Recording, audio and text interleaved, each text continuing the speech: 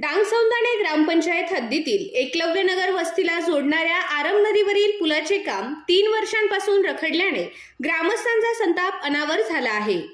October 2023 मधील पुरात पुलाच्या बाजूचा भराव वाहून गेल्यानंतर पूल वाहतुकीसाठी बंद करण्यात आला होता। मात्र त्यानंतरही नवीन पुलाच्या उभारणीसाठी कोणतीही ठोस कार्यवाही न झाल्याने गुरुवारी ग्रामस्थांनी राज्य मार्ग क्रमांक 19 वर रास्ता रोको आंदोलन केले। बाजार समितीचे माजी सभापती संजय सोनवणे यांच्या नेतृत्वाखाली झालेल्या आंदोलनात महिला व पुरुषांनी मोठ्या संख्येने सहभाग घेतला।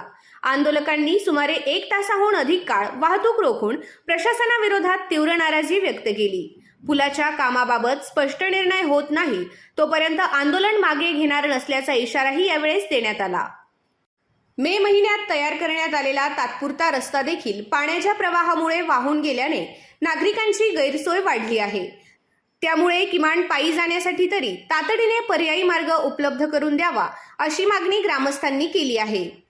यावेळी सार्वजनिक बांधकाम विभागाचे शाखा अभियंता चेतन सोनवणे यांनी पुलासाठी सुमारे 5 कोटी रुपयांचा प्रस्ताव आपत्ती व्यवस्थापन विभागाकडे पाठवण्यात आल्याची माहिती दिली। मंजुरीसाठी पाठपुरावा सुरू असल्याचे त्यांनी सांगितले। आंदोलनादरम्यान डांगसौंदाणे येथील इतर रखडलेल्या विकास कामांचाही प्रश्न उपस्थित करण्यात आला।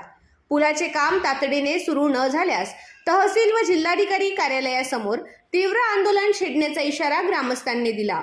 एकलव्यनगर ही डांगसौंदाणे ग्रामपंचायत हद्दीतील मोठी वस्ती असून गाव आणि वस्तीच्या दरम्यान आरम नदी आहे। पूल बंद झाल्यापासून नागरिकांना सुमारे 3 किलोमीटरचा अतिरिक्त फेरा मारून प्रवास करावा लागत आहे। याचा फटका शेतकरी, विद्यार्थी आणि सर्वसामान्य नागरिकांना बसत आहे। विशेष म्हणजे संबंधित रस्ता जिल्हा परिषद व सार्वजनिक बांधकाम विभागाच्या नोंदीत नसल्याचे सांगितले जात असल्याने जबाबदारीबाबत संभ्रम निर्माण झाला आहे। पुलाचा प्रश्न सार्वजनिक हिताचा असल्याने आंदोलनाचे नेतृत्व माजी सभापती संजय सोनवणे यांनी केले।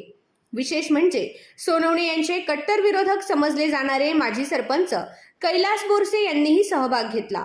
त्यामुळे गावाच्या विकासासाठी राजकीय मतभेद बाजूला ठेवून एकजूट दिसून आली आहे।